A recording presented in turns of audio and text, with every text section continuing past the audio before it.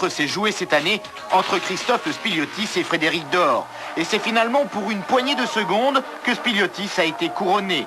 Mais la saison n'a pas été de tout repos pour le Monégasque qui a dû attendre le 4e rallye dans la région pour revenir au contact des hommes de tête. Puis c'est en Corse que Spiliotis a enfoncé le clou, prenant pour la première fois de l'année le contrôle du championnat. Et tout s'est donc joué lors du dernier rallye où il a effectué un véritable festival et signé à l'arrivée une 3e victoire cette saison.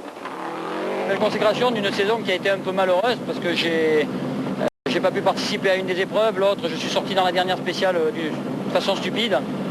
Ça fait que bon, j'ai quand même perdu des points en début de saison. Et là, on a fait un final, je crois, qui a ravi tout le monde parce que le rallye a été un grand suspense jusqu'au dernier virage. Le principal adversaire de Spiliotis, c'est lui, Frédéric Dor, qui dispose également d'une Subaru, une Preza. Et même s'il a échoué dans la conquête du titre, Dor n'a pas démérité cette saison, loin de là. Victorieux à 2 reprises, à Auvergne et aux Terres des Drailles, l'homme d'affaires a en revanche tout perdu sur l'île de Beauté au mois de septembre. Encore, si on enlève les 3 crevaisons et 6 minutes et quelques qu'on a pris, on aurait gagné la Corse, donc on n'aurait pas été inquiété au championnat.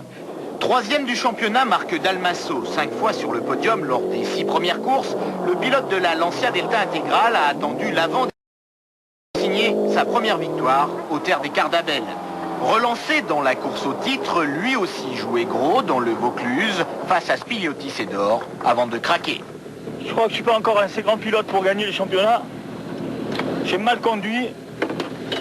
J'avais trop de pression, je pense. On attendra peut-être l'année prochaine. Ça viendra, Marc, va. On a montré que tu étais vite, c'est pas un problème.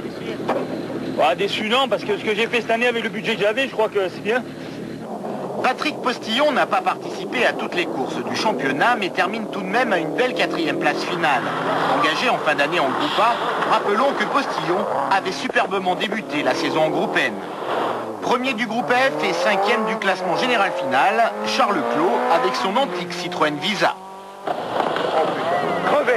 Voici maintenant celui à qui nous pourrions attribuer la palme de la malchance, Pierre Collard. Crevaison en série ou casse de transmission, le jeune pilote de l'équipe Technodyssée a souvent perdu des points importants cette année, sauf aux Terres de Provence où il a signé sa première victoire dans la discipline. Un peu malchanceux au niveau mécanique en début de saison, 3 courses annulées dans le championnat, donc un petit peu difficile pour nous de remonter au classement malgré une victoire aux Terres de Provence, mais je crois que ça reste une belle saison et puis on reviendra peut-être l'année prochaine pour conquérir le titre. Jacques Dubert, le vainqueur de la Coupe Peugeot 106 Terre, décroche la 7e place de ce championnat, juste devant Serge Raymond. Raymond avec sa Visa qui a été le principal animateur du groupe F.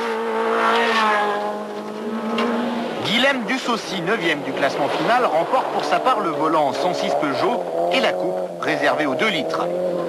La 10e place enfin de Jean-Luc Morel ne reflète pas le potentiel de ce jeune pilote qui a pris le championnat en cours avec une Lancia Delta intégrale. N'oublions pas non plus François Chauche, le champion sortant qui a fait débuter à la mi-saison la petite Citroën Saxo Kit Car, ou encore Pierre Béringuier qui pour sa seule participation a remporté le groupe N au Cardabelles.